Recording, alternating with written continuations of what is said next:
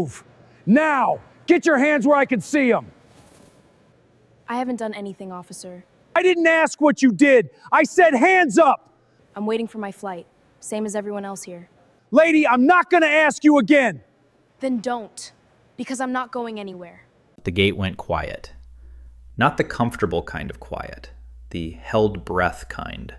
The kind where 200 people stop mid-sentence and turn their heads without meaning to. Gate C31, Terminal 4, JFK International Airport. 7:52 in the morning. And Officer Dale Norrish, platinum blonde hair cropped close to his skull, gut pressing against his duty belt, 11 years of this airport behind his eyes, was already certain about everything. He was certain about the hoodie. Gray, oversized, hood pulled halfway up. He was certain about the sneakers. Worn, dirty white soles. He was certain about the backpack. Plain black, sitting on the floor like it owned the space. He was certain about the girl wearing all of it. 20-something, black, sitting alone with her back against a concrete pillar, eyes moving across the boarding area in slow, deliberate sweeps. He was certain she didn't belong here. He had been certain about things like this for 11 years. He had never once stopped to consider what it would cost him. Behind him, Officer Kyle Brent, younger, taller, platinum hair bleached nearly white, kept pace.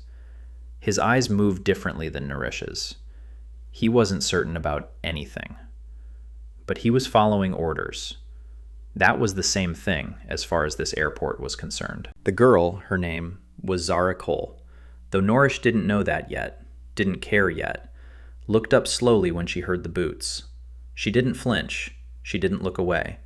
She just looked at Norrish, the way a person looks at a problem they've already solved 3 moves ahead. The gate was still watching. 200 people, laptops open, coffee cups raised halfway, children tugging at sleeves, all of them frozen in that particular silence that descends when something wrong is happening in public, and nobody is sure if it's their place to say so. Richard Bowen stood 20 feet away, in his navy suit Rolex glinting under the terminal lights. He had gone back to his merger deck. His expression said, "Handled." Diane Hollis stood behind the gate podium, her platinum hair pinned back, her eyes glued to the scene she had set in motion 4 minutes ago. Her expression said, "Good." Neither of them was watching the 2 men sitting 30 feet to Zara's left, pretending not to know each other. But Zara was.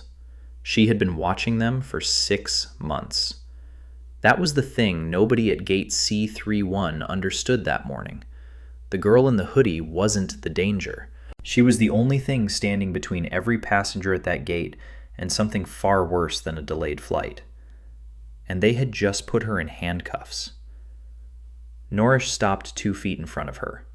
He looked her up and down. Slow. The way a man does when he wants you to know he's doing it. "Ma'am." Not a greeting, a declaration. Zara kept her voice even.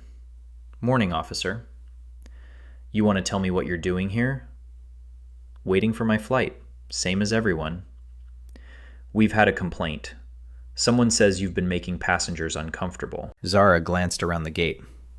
"I've been sitting against this pillar for 40 minutes. I haven't spoken to anyone." Norrish tilted his head.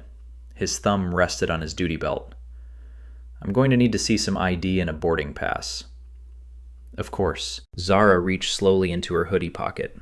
She kept her hands visible the entire time. She pulled out a New York driver's license and a boarding pass, handed them over without a word. Norrish looked at the boarding pass first. Zara A. Cole, seat 7A, business class. He looked at the boarding pass. He looked at the hoodie. He looked at the sneakers. He almost laughed. "Business class," he said. His voice carried the word like a joke he hadn't finished yet. "That's what it says." "This real?" "You're holding it." Brent shifted his weight behind Norrish, just slightly. His eyes were on the boarding pass, not on Zara. Norrish handed the documents back, didn't say thank you, kicked the toe of his boot against the side of her backpack. Light, casual, like he was nudging a piece of luggage off the sidewalk. "What's in the bag?" "My personal belongings." "Personal belongings." He repeated it the way people repeat something they find funny. "We've had a report of suspicious activity. I'm going to need to search that bag." And there it was, the line. Zara looked up at him. "No." Not loud, not dramatic, just flat. Cold. Professional. Norish blinked. Just once. "Excuse me?" "You don't have probable cause, officer. I haven't done anything. You're not searching my bag." The gate was still watching. Bowen looked up from his laptop. Diane Hollis leaned forward behind her podium. Norish smiled. Not the good kind. "Oh, we got a constitutional scholar here." He looked back at Brent, who didn't smile back. "You hear that, probable cause?" He turned back to Zara. "Ma'am, you are in a secure international terminal. I can and I will search that bag. Not without consent or a warrant, you can't." Norish's jaw tightened. This was the part he liked. This, right here, when they pushed back. Because it always ended the same way. "You're going to want to cooperate," he said. His voice had dropped. Less public now, more personal. "Because this can go easy. Or it can go hard. And hard is going to ruin your morning a lot more than it ruins mine." Zara looked at him with the stillness of someone who had already decided what they were going to do. "Officer Nolan?" She caught herself. "Officer Norish, I am telling you clearly, you do not have probable cause. What you have is a complaint from a passenger who was bothered by what I look like. That is not a crime. It is not grounds for a search, and if you proceed, you will be making a very serious mistake." Norish unsnapped the retaining strap on his handcuffs. Brent took a half step forward, then stopped. "Turn around," Norish said. "Hands behind your back." Zara stood up, slow, deliberate, not threatening, just upright. "Officer Brent," she looked past Norish entirely, "you don't have to do this." "Don't listen to her," Norish said. "She's trying to—" "I'm trying to give both of you one last chance," Zara said. Her voice was still calm, still even, but something underneath it had shifted, like the surface of water when something large moves below. "Whatever happens in the next 30 seconds, you will not be able to undo." Norish grabbed her left arm. Brent grabbed her right. The handcuffs clicked. 200 people watched a young black woman in a gray hoodie get handcuffed at gate C31. That's what they saw. That's what the 3 phone cameras captured. That's what went online 40 minutes later. A young black woman, gray hoodie, sneakers, backpack yanked off her shoulder and dropped on the floor. 2 white officers, one bigger, one younger, walking her away through the boarding area, while the gate crowd stood in silence. Richard Bowen watched for 3 seconds. Then he went back to his laptop. Done. Diane Hollis watched until they disappeared through the side door. Then she smoothed the front of her uniform jacket and turned back to the boarding queue. Problem solved. Brent kept his eyes forward as they walked. He didn't look at Zara's face. He didn't look at the people watching. Norish walked with his chest out. He'd had calls like this 100 times. Young woman making a scene, refusing to cooperate, thinking she knew the law better than the law. They always looked the same on the other side of a holding room door.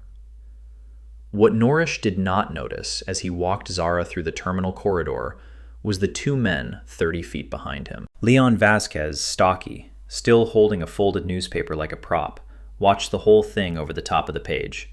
His expression never changed. Amir Fidel, thin, nervous energy packed into a still body, let out a breath he'd been holding for 4 minutes. He touched the inside pocket of his jacket. Once. They looked at each other, briefly. Vasquez gave the smallest nod. Then he turned back to his newspaper. This had nothing to do with them. Just another profiling incident. Just another black girl who sat in the wrong chair and made a rich man uncomfortable. They had seen this before. They would be on the plane in 40 minutes. London was waiting. They were wrong about all of it, but they didn't know that yet. Let me take you back, 7 months before this morning, before the badge, before the operation, before Gate C31, before any of this. Because the woman they just watched get handcuffed, she wasn't just watching that gate. She was protecting everyone in it. Southeast Queens, New York. Not the Queens people write songs about, not the Jamaica Hills postcards or the Flushing skyline. The other Queens.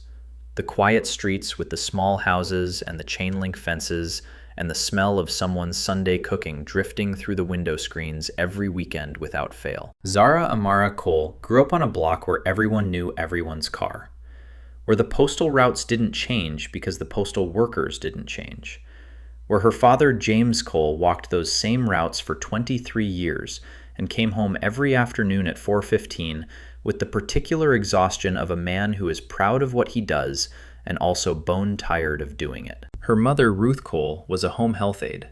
She worked 6 days a week, sometimes 7. She never complained about it in a way that was meant to be heard. They were not rich. They were not struggling. They were exactly the kind of family that doesn't make the news, the kind that holds things together without anyone noticing. Zara noticed everything. That was the thing about her. Even at 8 years old, even at 10, even at 13, she paid attention in a way that made adults uneasy. Not because she was disrespectful, the opposite. She was so quiet and so still that people sometimes forgot she was there. And then they said something they shouldn't have, and her eyes moved to them, and they realized she had heard every word. She wasn't just listening to what people said. She was listening to what they were hiding. There was a moment she still thought about sometimes. She was 14, sitting at the window of her parents' living room on a Saturday afternoon. A man on the sidewalk below was on his phone, laughing loudly, slapping his free hand against his thigh. He was lying to whoever was on the other end. Zara knew it before she could explain how she knew it. The laugh was a half beat too fast. His free hand kept touching his jacket pocket. His weight shifted to the balls of his feet, the stance of a person who is ready to move if the conversation goes wrong. She told her mother about it that evening. Ruth listened. Then she said, "Baby, how do you know all that from a man laughing on the phone?" Zara thought about it. Because the laugh was doing a job. Real laughs don't have jobs. Ruth looked at her for a long moment. "You should be a lawyer," she said. Zara had other ideas. She graduated from John Jay College of Criminal Justice on a full scholarship, second in her class. She chose John Jay specifically, not because it was prestigious, because it was the place where people who wanted to understand how power moved through institutions, who got protected and who didn't, went to learn the architecture. She applied to the FBI Academy at Quantico at 23. She was accepted. She graduated Quantico at 24, in the top 5% of her class, in 2 categories, surveillance and behavioral analysis. Her supervisor at Quantico had written in her evaluation, "Agent Cole's most significant asset is not her physical ability or her tactical training. It is her capacity to read behavioral signals in real time with a level of accuracy I have not seen in 15 years of training agents.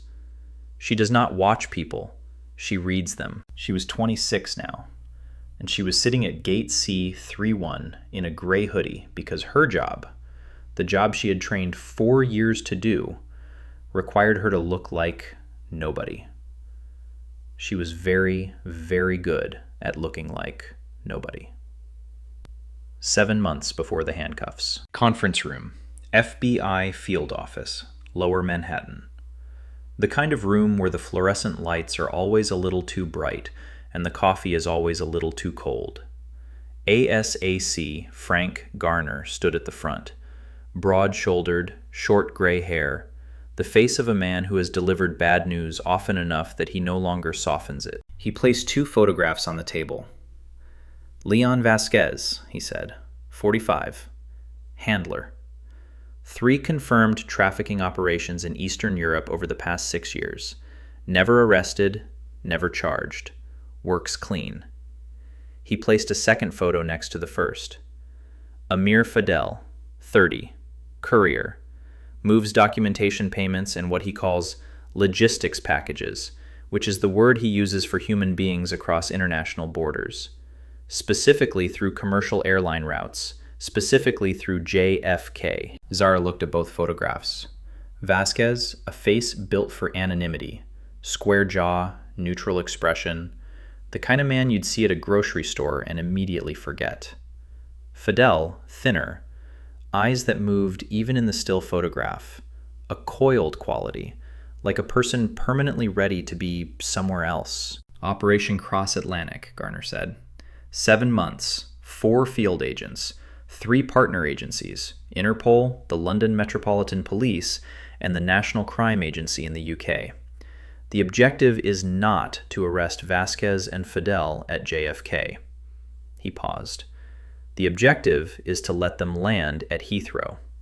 The London team is building a case against the full network. If we arrest the courier and the handler here, the rest of the chain disappears.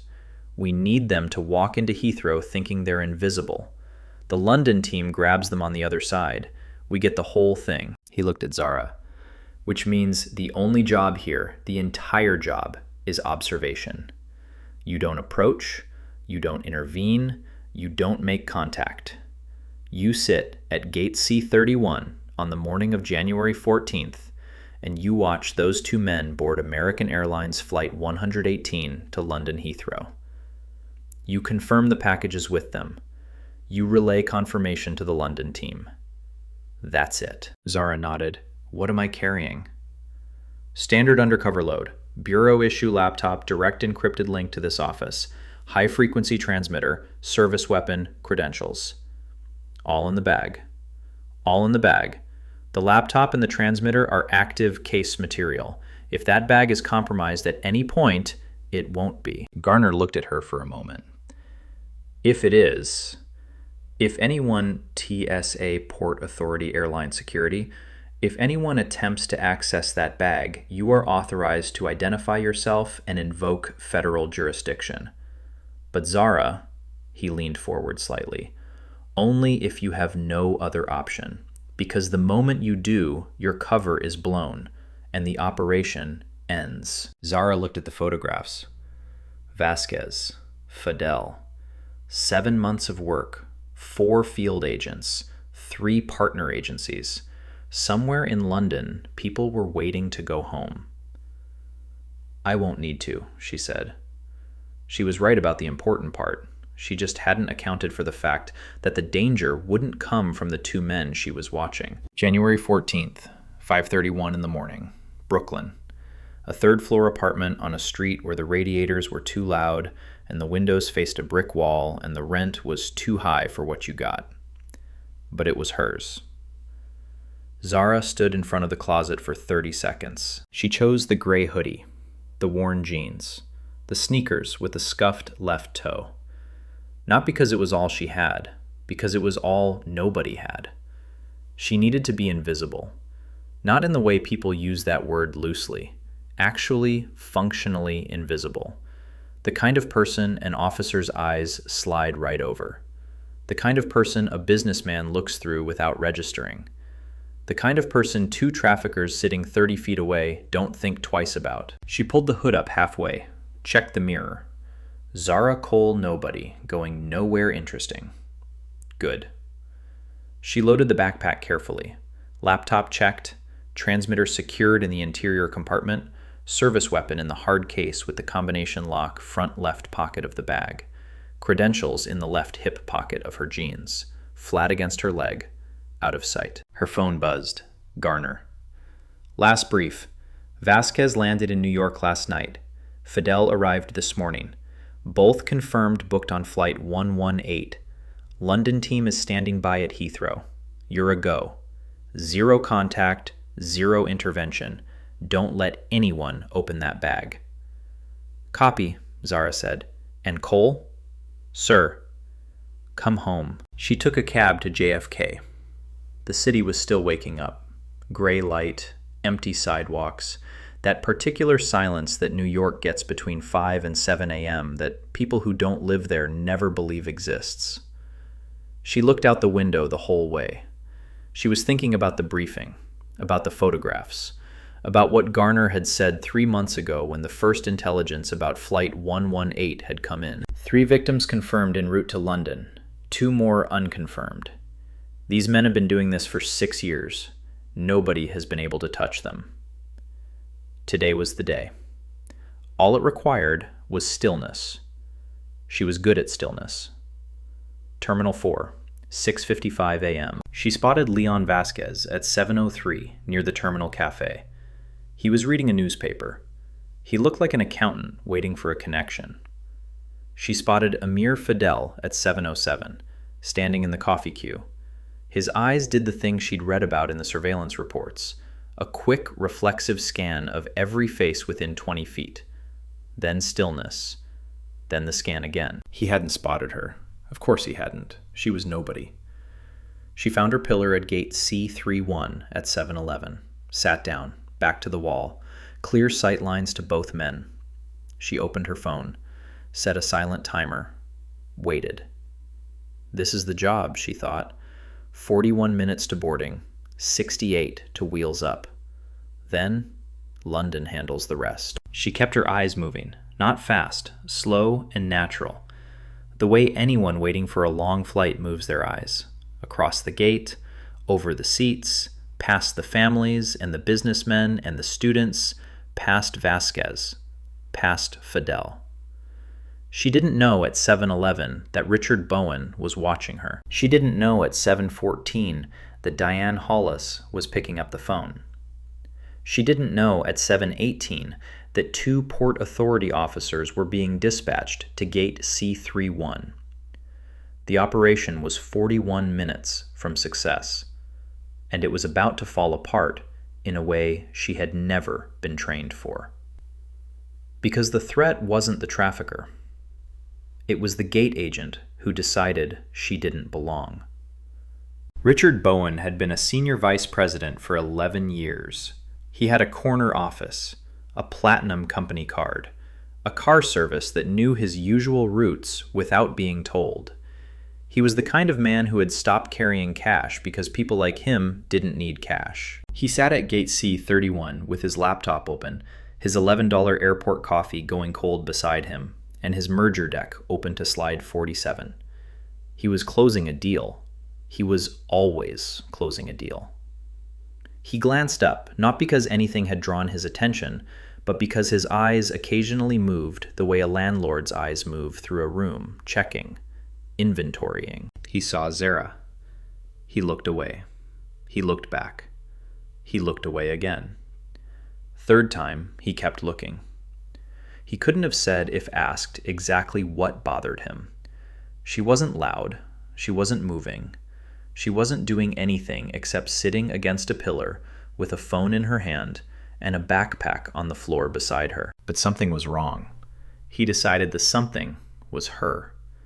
He closed his laptop, straightened his platinum blonde hair with one hand, walked to the gate podium with the particular gait of a man who has spent decades in rooms where his word was final. Diane Hollis looked up, mid-40s, tight smile, platinum hair clipped back with a blue airline clip. The expression of a woman who had been managing stressed passengers since 6 a.m. and had the particular weariness of someone waiting for a shift to end. "Excuse me," Bowen said. He kept his voice low, conspiratorial, the voice of one authority speaking to another. "That person over there," he angled his head toward Zara without looking directly at her. "She's been watching me work, watching my screen. She's been sitting there for almost 30 minutes, and she looks..." He paused, choosing the word carefully. "Out of place." Diane looked toward the pillar. She saw exactly what Bowen saw. Young black woman, hoodie, worn sneakers, sitting alone away from the main seating area. Diane Hollis was not a cruel woman. She would have been genuinely offended by that description. She thought of herself as professional, thorough, safety conscious. But the thing about assumptions built into the way you see the world is that they don't announce themselves. They don't feel like bias. They feel like logic. And her logic told her this is a problem. "I understand," Diane said. "I'll handle it." Bowen nodded once, returned to his laptop. Diane picked up the phone behind the podium, dialed the Port Authority substation, kept her voice professional, even efficient. "This is Diane Hollis, Gate Agent American Airlines Gate C31. I have a suspicious individual, young black female, gray hoodie, black backpack, been sitting in the gate area for an extended period, making a business class passenger uncomfortable. Could you send someone? I think it warrants a check." She listened. "Yes, thank you."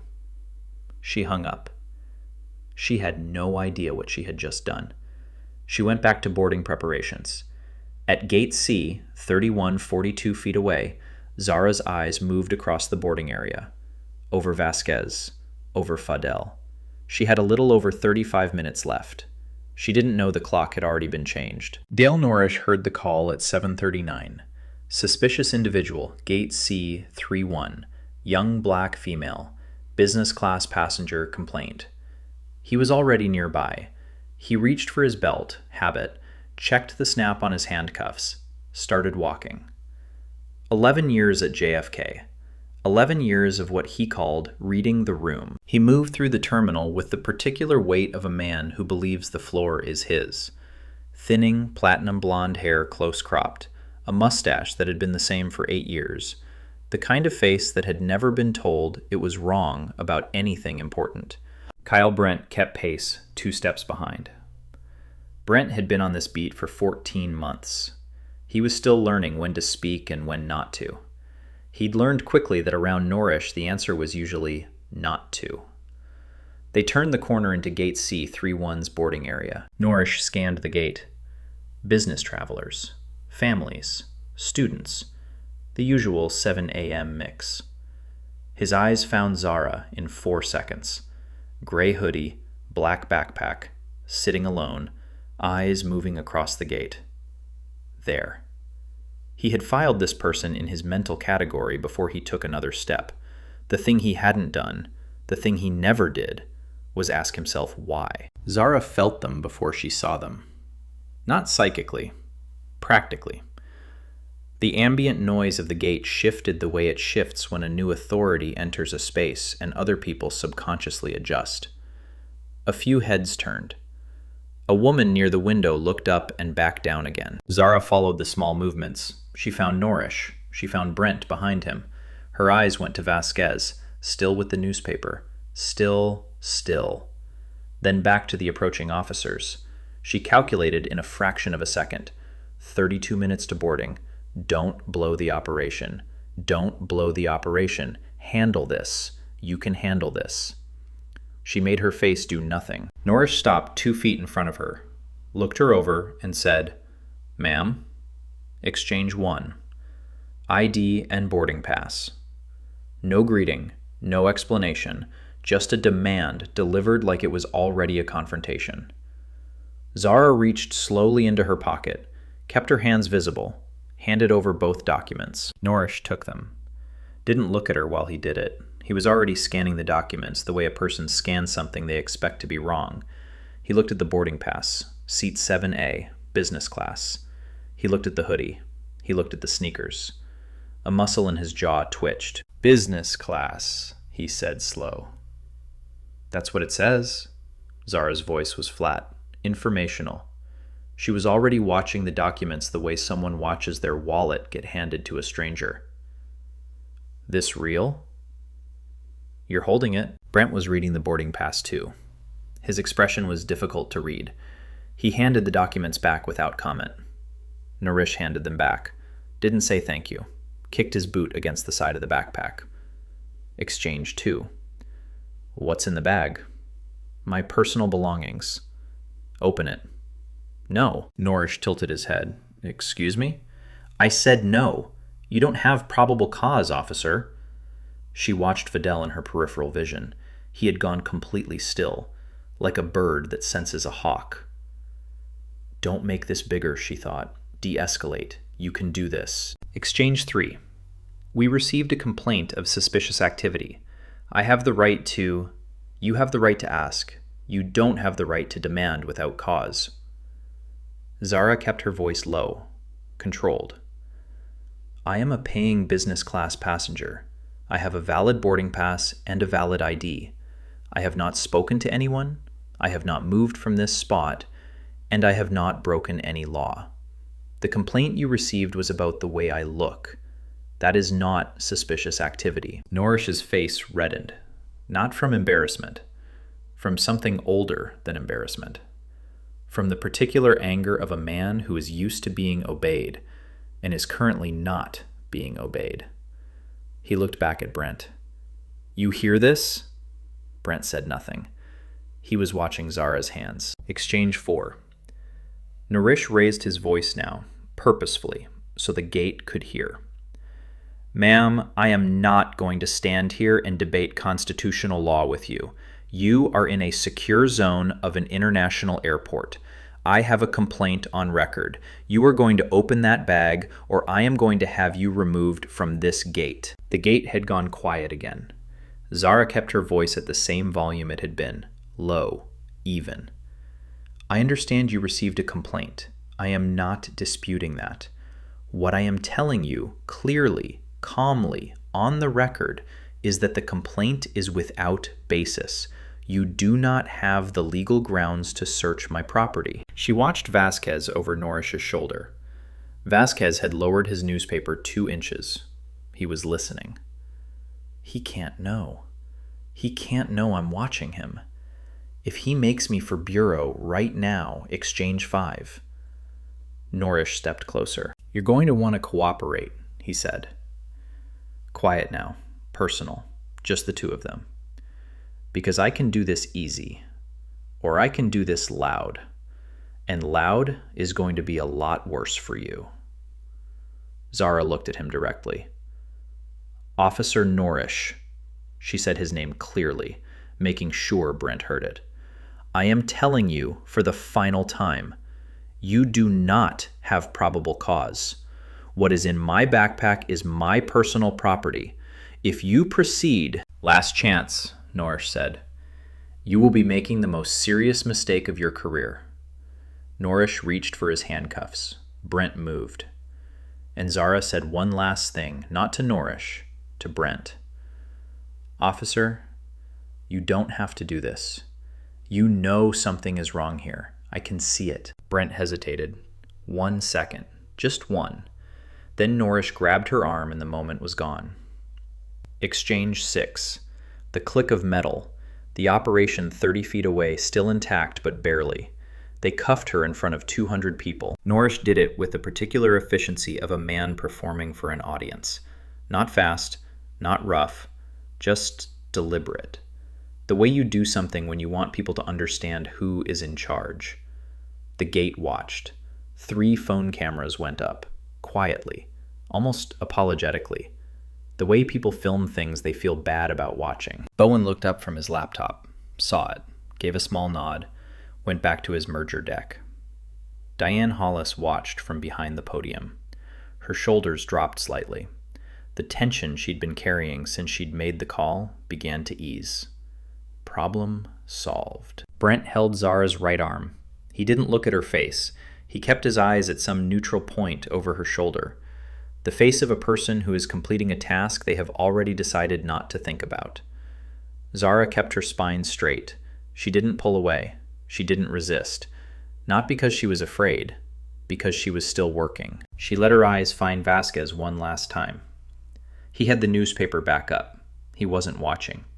He had already categorized this. Profiling incident. Not connected to him. Moving on. Good. That was good. Norish grabbed the backpack off the floor by one strap. It swung. Hit the ground once. He picked it up properly without looking at it. Zara tracked the weight of the bag in his hand. Nothing shifted that shouldn't have. The laptop was padded. The hard case was locked. He didn't know what he was holding. He thought he had the upper hand. He thought he'd identified the threat and neutralized it. The only threat he'd identified was a young black woman doing her job. And the woman doing her job, hands cuffed behind her back, being walked through a gate of staring strangers, was still thinking 6 steps ahead. They'll board, they'll sit, they'll think the incident is unrelated. London will be waiting.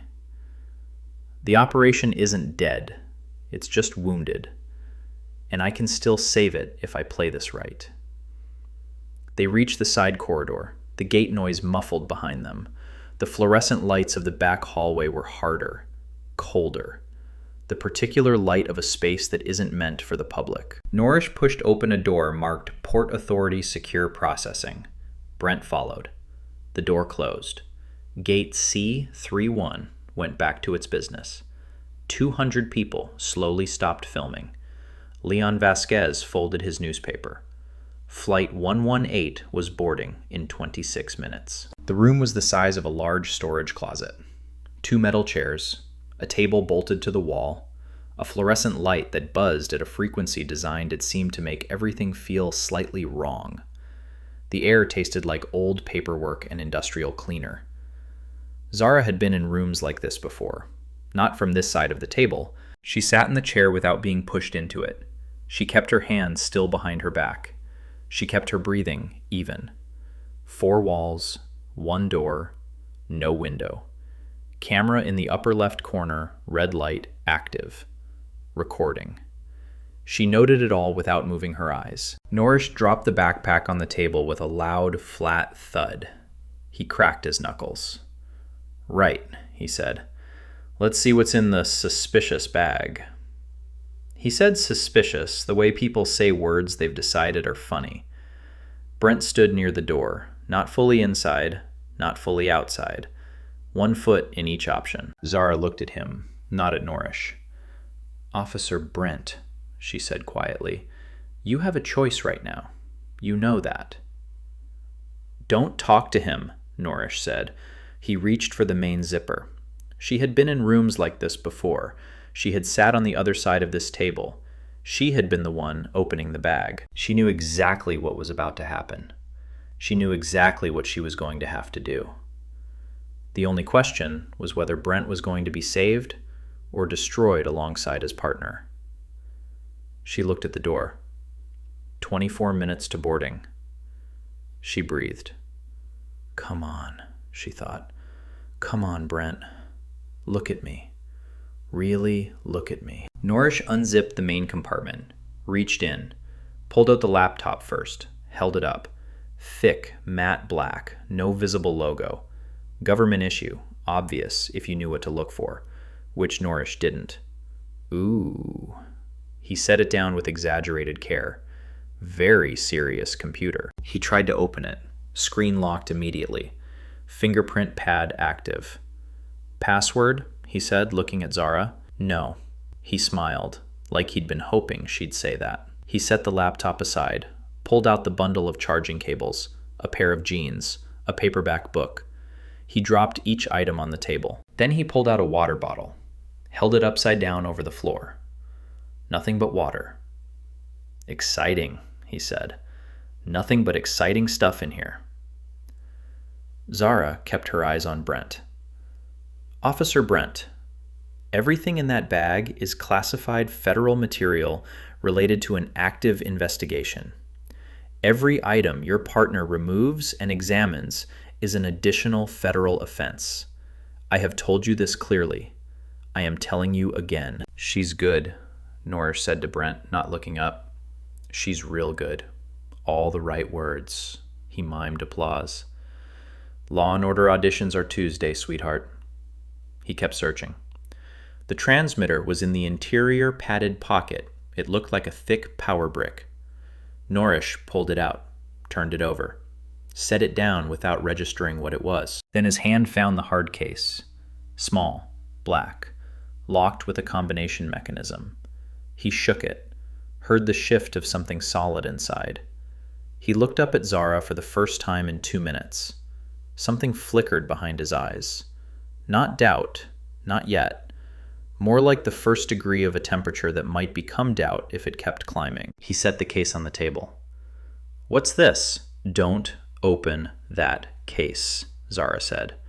I wasn't asking permission. He examined the lock. Drugs, weapon, what are we working with here?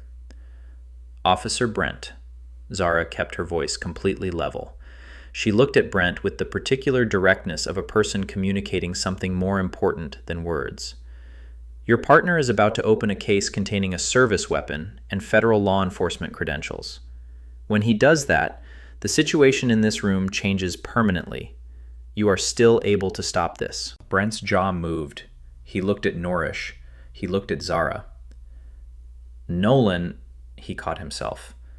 Nourish. Maybe we should call a supervisor before... We don't need a supervisor. Nourish was already pulling a pocket knife from his duty belt. She's bluffing. She's been bluffing since the gate. He pressed the blade against the combination lock. Zara looked at him one final time. Officer Nourish, I am not bluffing. I have given you every warning required by law. I have given your partner a chance to stop this. You have chosen to proceed. She paused. So have I. The knife blade caught on the lock mechanism. Nourish pressed harder. The case scratched but didn't open. He adjusted his angle, pressed again. She's really specific, Brent said quietly. Something in his voice had changed. Nourish. She knows exact statutes. She knew. She Googled it, Nourish said. Or she watches too much TV. Federal interference statute. Deprivation of rights under color of law. Those are specific. Shaw, I swear to God. He stopped, shook his head. Just stand there. Let me do this. Brent stood there, but his weight had shifted to his heels. Zara watched him. She knew that shift. She had studied it in behavioral training for 2 years. That was the body preparing to retreat from a decision before the mind had caught up. He already knows, she thought. He's known since the gate. He just hasn't found the door out yet. She was going to give him one. Officer Brent. She turned to face him, fully ignoring Nourish entirely. I'm going to tell you what to do, and I need you to do it exactly as I say. Nourish looked up. Don't. Take your left hand, Zara said. Her voice had changed, not louder, but different, like a frequency shift, like something that had been contained was no longer choosing to be. Reach into the front left pocket of my jeans. Slowly. Complete silence. Even Nourish stopped moving. The voice in the room had changed, and every part of his brain that was not ego registered it. Brent stared at Zara. Do it, she said. Brent looked at Nourish. Nourish's jaw was tight. Don't. Brent walked to her. He reached slowly, carefully into the front left pocket of her jeans. His fingers touched something stiff, small, leather. He pulled it out. A black badge wallet, flat, professional, heavy in his palm in a way that had nothing to do with its physical weight. Open it, Zara said. Brent fumbled with the clasp. His fingers weren't working right. He got it open. The room stopped. Not dramatically, not with any particular sound, it just stopped. The way a room stops when something true enters it, and all the false things have nowhere left to stand. The gold shield caught the fluorescent light. Heavy, clean, every detail precise. Federal Bureau of Investigation. Above the eagle, a credential card. Special Agent Zara A. Cole. Badge number 4471. Brent's arm began to shake. Not slightly. Visibly. He held the badge out, arm extended, as if the further it was from his body, the less it would be his problem. Nourish, he said. His voice had no volume left in it. Nourish. Nourish was still looking at the case, still with the knife. I told you I'm Nourish. The sound cracked the room in half. Nourish spun around. He saw Brent's arm, the badge wallet, the extended hand. He looked at it. Something happened to his face that faces don't usually do in front of other people. The color left. Not gradually, gone. like someone had reached behind him and pulled a cord. All of it. The certainty, the performance, the 11 years of "this is my airport," the smug pleasure of telling a black woman in a business class seat that she was the problem. All of it just fell out of his face. What was left underneath was something Zara had seen before. Fear. The specific primitive fear of a person who has just understood that they have made an error from which there is no coming back. The pocket knife dropped from his fingers. It hit the floor. The sound it made was very small. Nourish stared at the badge. He stared at Zara, back at the badge. "This," he started, stopped, started again. It has to be. It's not fake," Zara said. Her voice was even again, completely controlled. "Take the cuffs off me." Nourish did not move. He was standing against the table with his hands at his sides and his mouth slightly open, and the specific look of a man whose entire operating system has crashed and hasn't rebooted yet. "Brent," Zara looked at him. "The key, my left wrist, now." Brent snapped into motion. He fumbled at his belt. The handcuff key slipped from his fingers, fell, hit the floor with a small metallic ring. He dropped to one knee. "Pick it up." Stood. His face was the color of old paper. He got to Zara's left wrist. The key went in. His hands were shaking badly. The lock took 3 attempts. Click. The first cuff opened. He moved to the second.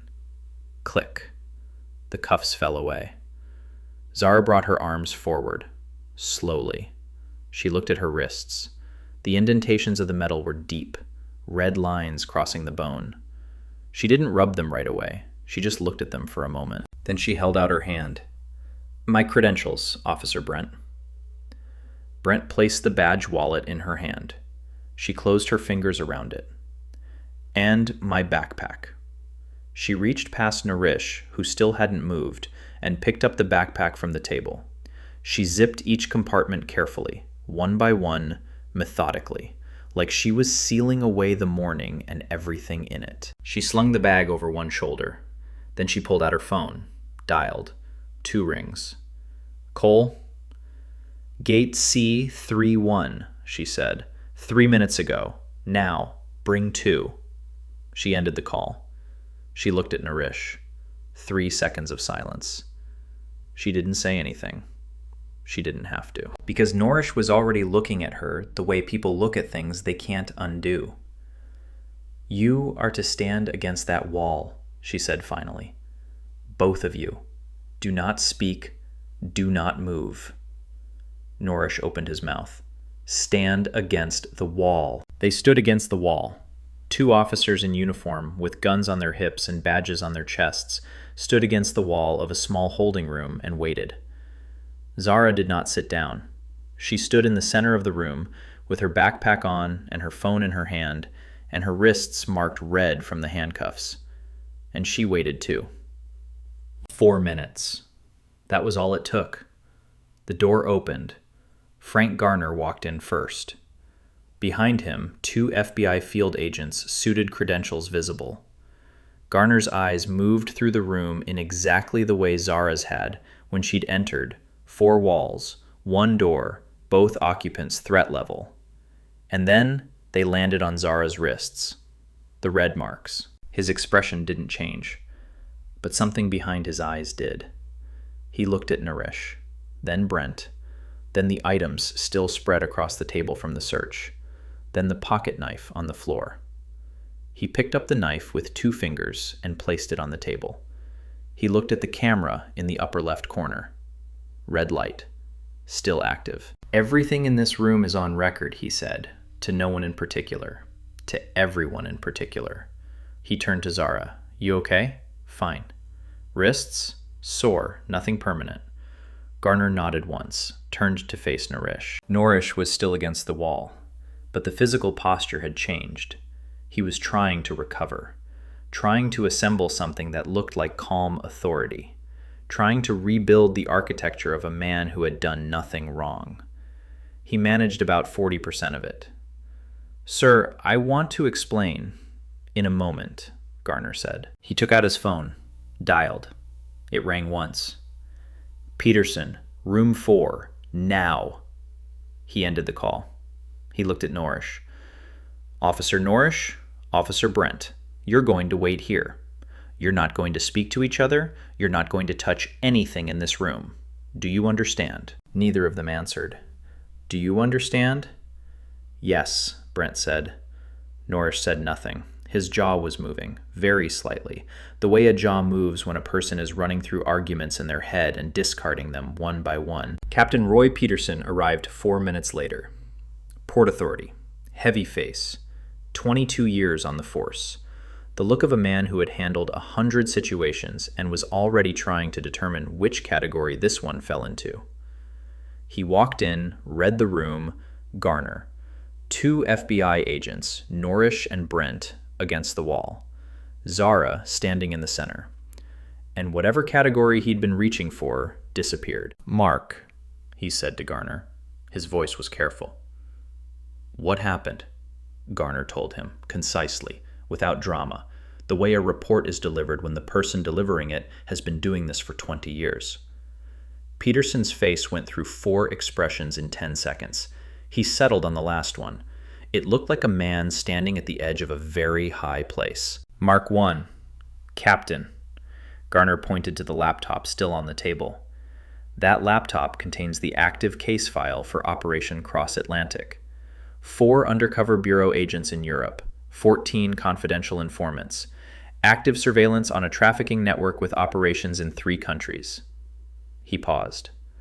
Officer Norrish attempted to access it with a knife. Peterson looked at the knife on the table. He looked at Norrish. Norrish finally spoke. "Sir, we received a complaint. A gate agent reported..." "A gate agent reported," Garner said, still in the same tone, "that a young black woman in a hoodie was making a business class passenger uncomfortable." He let that sit. "And your officers responded by handcuffing a federal agent, conducting an active undercover operation, and attempting to access classified material." Peterson put his hand over his mouth. He put it down. "Officer Norrish," Garner said. "Officer Brent, your service weapons, your badges, and your credentials. On the table." "Sir," Norrish started. "That was not a request." One of the FBI agents behind Garner stepped forward. Half a step, just to be there. Norrish looked at the agent. He looked at Peterson. Peterson gave him nothing. Slowly, with the specific slowness of a man whose hands are doing something his brain hasn't fully authorized, Norrish unbuckled his duty belt and laid it on the table. The thud of the gun and the cuffs against metal was a particular kind of sound. It was the sound of finality dressed as furniture. Brent did the same. His face was wet. He wasn't making any noise, but the tears were already on his cheeks. "Captain Peterson," Garner said, turning away from the officers as if they were already a closed file. "I need the gate agent, Hollis." Diane Hollis came in 3 minutes later. She walked in the way people walk into a situation they have misread, with the body language of someone expecting a routine conversation. Head up, mild annoyance from being pulled off the floor during boarding. She looked at the 2 officers against the wall. She looked at the items on the table. She looked at Zara. Zara, backpack on, standing straight, badge holder visible at her hip. Diane's face changed the way milk changes when lemon is added to it. All at once, Miss Hollis Garner said. "I'm ASAC Frank Garner, FBI, New York. You made a call to Port Authority Police approximately 32 minutes ago regarding a suspicious individual at gate C31. Diane's mouth opened, closed. I had a passenger complaint. She was watching. What was suspicious about her? She was just sitting there. She didn't look like she... Diane stopped. The room waited. Go ahead, Zara thought. Say it. Finish the sentence. Because this room has a camera and a recording and 20 years of case law about exactly what you're about to say. Diane did not finish the sentence. She didn't look like she belonged, she said instead. In the gate, Garner said. In business class. Garner didn't respond for a moment. The woman you reported, Miss Hollis, is Special Agent Zara Cole of the Federal Bureau of Investigation. She has been conducting an active, undercover federal operation at this airport this morning. Your call to Port Authority Police resulted in her unlawful detention, the search and damage of classified federal property, and the near destruction of an ongoing investigation into international human trafficking. Diane's hands went to her mouth. I didn't tell them to arrest her. You loaded the gun, Garner said. They pulled the trigger. Diane was crying now. Real tears, not performance. It didn't change what had happened. You'll want to contact American Airlines legal department, Garner said, with the particular neutrality of a man delivering information rather than punishment. They'll want to speak with you before the day is out. Peterson walked Diane out. The door closed. The room was quiet, just Zara and Garner. Your cover's blown, Garner said. No, sir. Garner looked at her. Vasquez and Fidel watched the whole thing from the gate, Zara said. They saw a black woman in a hoodie get handcuffed by 2 white officers. They saw exactly what Bowen and Hollis and Norrish saw. She paused. They didn't see an FBI agent. They saw a profiling incident. They think I'm a civilian. They think they're safe. Garner was quiet. Their assumption is our cover now, Zara said. They're arrogant. They've done this route 6 times. They think they're invisible. If I stay off that plane they board thinking the coast is clear, London team grabs them at Heathrow. The operation is still viable. Garner looked at the wall for a moment. And if they've already pulled out, then we lose them at Heathrow instead of here. Either way, the New York end of the chain holds. She looked at him directly. Sir, the women on the other end of this are still waiting. Garner breathed out. Reach for his earpiece. Heathrow team, this is Garner. Stand by. Do not stand down. Repeat, do not stand down. He looked at Zara. You're not on that plane. No. But your work is still on it. If you want to know what was waiting for Vasquez and Fidel when that plane landed, stay with us. Because the moment those wheels touched down at Heathrow, everything they'd built over 6 years ended in 30 seconds. This is Power Revealed. Don't go anywhere. American Airlines Flight 118 pushed back from gate C31 at 8:34 a.m. On board 211 passengers, including Leon Vasquez in seat 28C, with a folded newspaper and a carry-on bag that had passed through security without incident, including Amir Fidel in seat 32F, with a window view he didn't use because his eyes were on the aisle. They had watched the incident at the gate. They had processed it. They had filed it. Vasquez had said quietly to no one in particular as the officers walked the girl in the hoodie away, "Not our problem." He was right. It wasn't their problem. It was their mistake. Because at no point, not once, in the 42 minutes between the handcuffing and boarding, had either of them considered that the woman in the hoodie might have been watching them. They were used to being invisible. They were used to being the watchers. They had never once been the watched. The wheels lifted. New York fell away beneath the clouds. 7 hours to London. 7 hours to the end of everything they'd built. They didn't know that. Vasquez opened his newspaper. Fidel closed his eyes.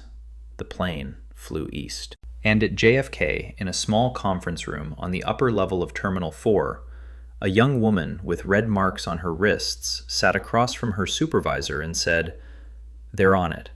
London is ready.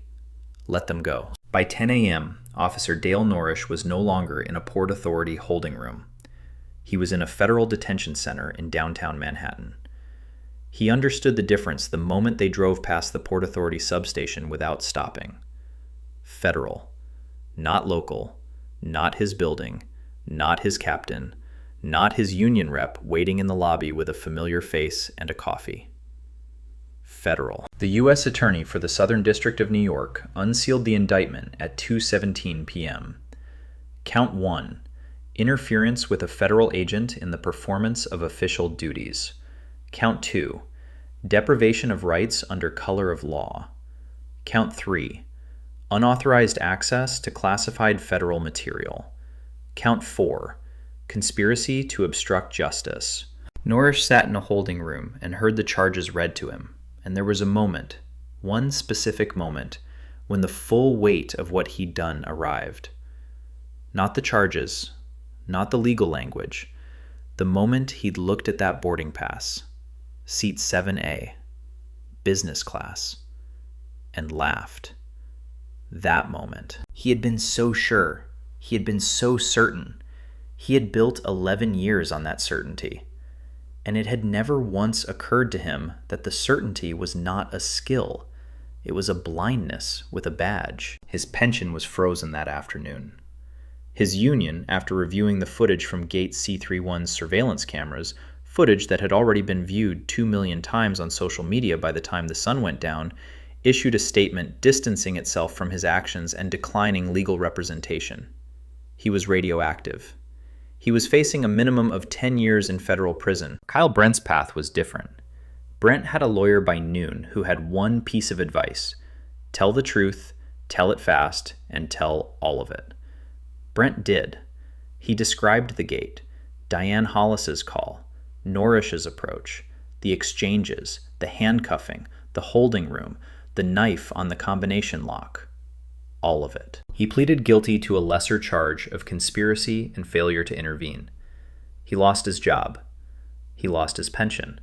He lost the right to carry a firearm for the rest of his life. He would not go to prison.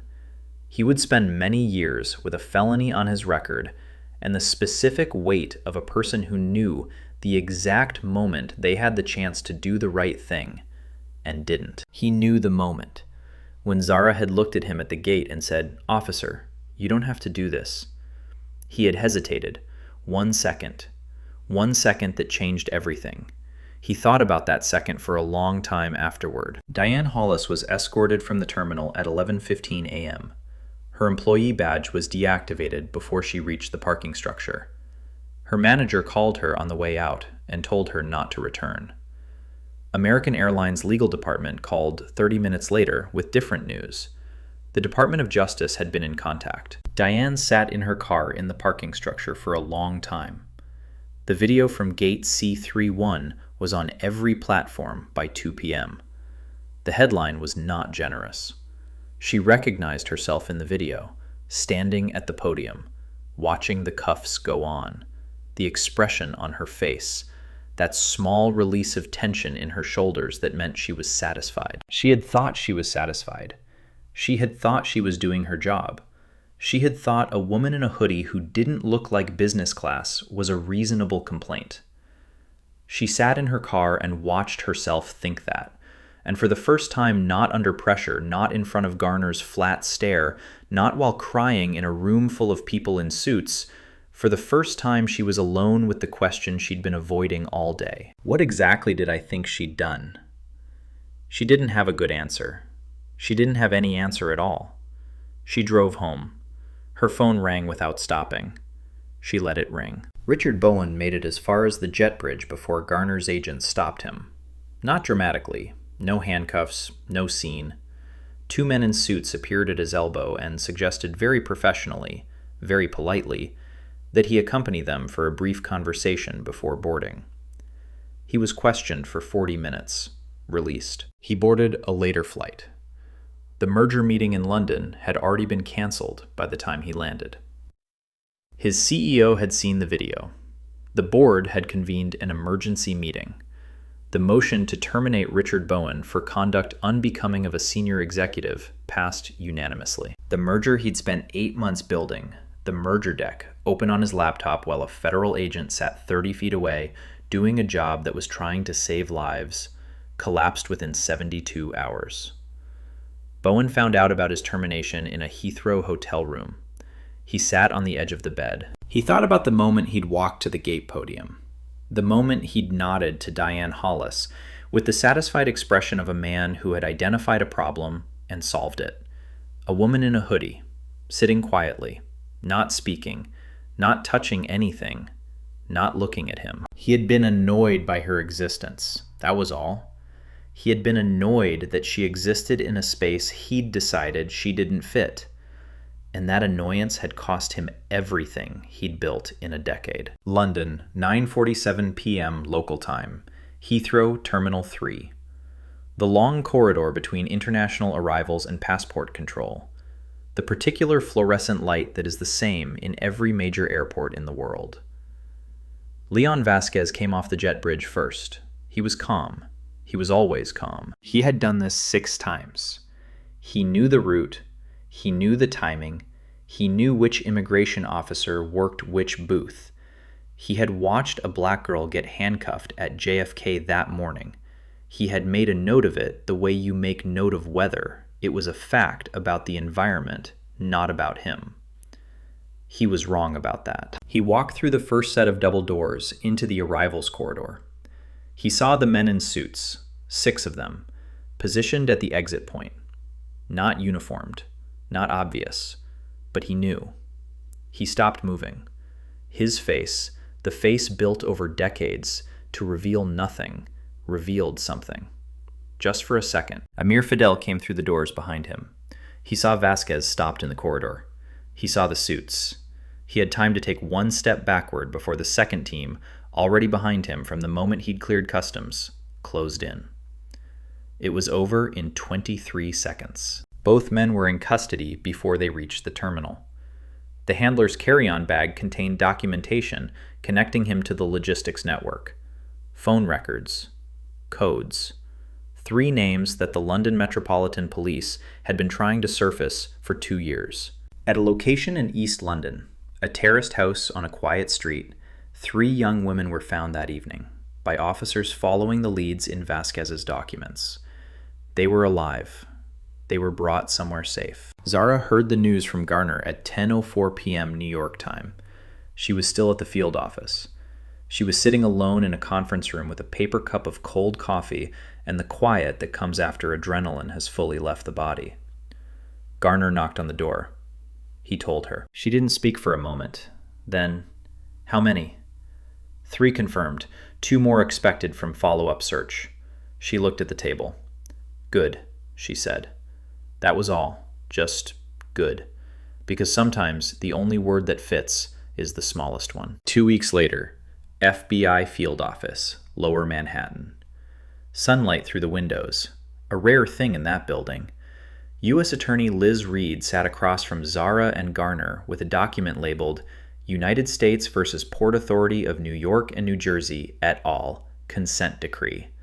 She called it the Cole Decree. It mandated independent civilian oversight of Port Authority policing at JFK and Newark.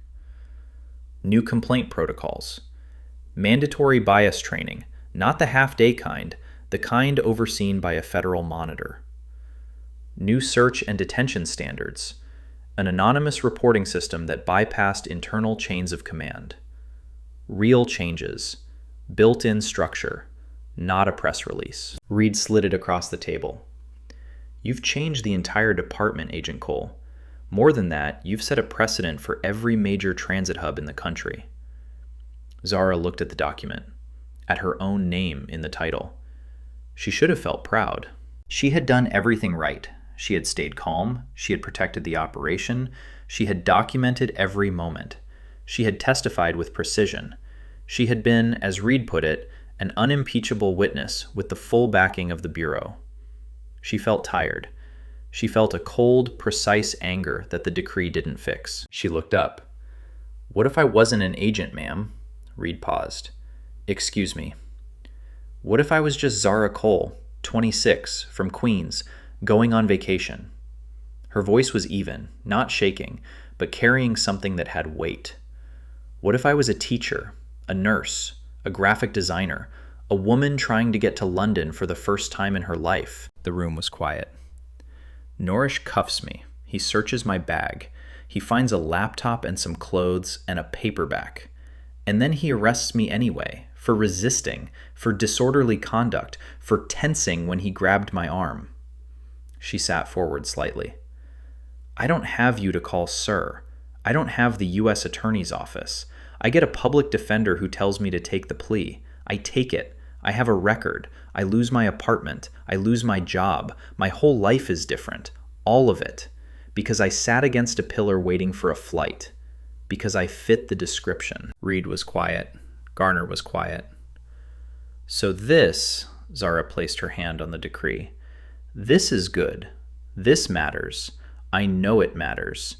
But it only happened because I had a badge. That's not justice." She looked up. "That's just bigger." The words sat in the room. Nobody argued with them. Because nobody could. That sentence, "That's not justice, it's just bigger," appeared in the New York Times 3 days later. Not because Zara gave an interview. She didn't. It appeared because one of the attorneys in the room wrote it down afterward and couldn't stop thinking about it, and eventually couldn't keep it to herself. That happens with true things. The article ran above the fold, 1,400 words, the headline, "The Agent Who Was Invisible Twice, Once on Purpose, Once Not." It was read by a senator on the Senate Judiciary Committee who had been looking for a reason to push the National Transit Accountability Act. She found her reason. The bill passed committee vote 7 months later. One person's silence in a holding room in JFK Terminal 4. The silence of a woman who kept her anger contained and her mind clear when every part of her had a right to break, moved through the world in ways she didn't design and couldn't predict. That's how it usually works. Not the explosion, the echo. 3 months, 90 days.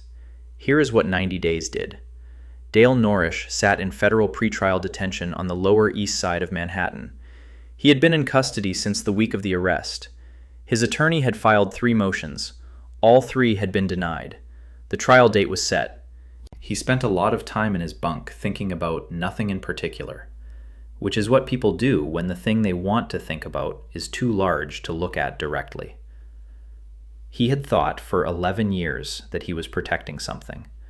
He had been protecting a feeling, the feeling that he knew. He had never stopped to wonder if knowing could be wrong. Kyle Brent moved back to his parents' house in New Jersey. He was 26 years old with a felony plea on his record and no law enforcement career in front of him. He worked part-time at a hardware store. He was polite to customers. He was never sure anymore if the politeness was real or if it was what the politeness was supposed to replace. He thought about the second at the gate. Often. 1 second where he had the clear, unambiguous choice to stop it. He had hesitated, then followed. He was going to be 36 years old before that second stopped being the first thing he thought of in the morning. He didn't know that yet. He was learning it. Diane Hollis took a job at a grocery distribution company outside of Newark. Nothing passenger-facing, warehouse logistics. She worked mornings. She didn't talk about JFK. When people asked what she used to do, she said, customer service, which was true in the most stripped-back version of the truth. Richard Bowen sent a letter to American Airlines. Not an apology, more of an explanation. A justification for a complaint that he had come to believe after watching the video 12 times, after losing the deal after the board meeting, was reasonable given the circumstances. The letter was not answered. Leon Vasquez and Amir Fidel were in UK custody, extradition proceedings underway. Their trial would last 6 weeks and produce testimony that dismantled a trafficking network operating across 3 countries and had been running largely undetected for 9 years. 9 years. The 3 women rescued from the East London house went home. Their names were not in any article. Their faces were not in any photograph. That was how they wanted it. That was the most important outcome. Not the decree, not the headlines. The women who went home. A different airport. A different city. A different morning. Zara Cole walked through a terminal with a gray hoodie on and a black backpack over one shoulder and worn sneakers on her feet. Different terminal, same clothes, same walk. An airport security officer near the gate entrance looked up as she passed. He looked at the hoodie. He looked at the backpack. His eyes started the slide, that automatic, learned, built-into-the-bones slide, toward a category she'd been sorted into her whole life. Zara felt it. She always felt it. She didn't stop. She didn't slow down. She walked through the gate entrance and into the boarding area and found her pillar and sat down with her back to the wall and her eyes on the room. Working. She pulled out her phone, checked the brief, confirmed the target. Same job, different city. She looked around the gate. Businessmen, families, students. The usual morning mix. She found the person she was looking for in 40 seconds. She settled in. The hoodie. The sneakers. The backpack. The pillar. Invisible. On purpose. The airport moved around her the way airports always move, loud and purposeful and full of people who thought they were the most important person in the frame. None of them knew what she was doing.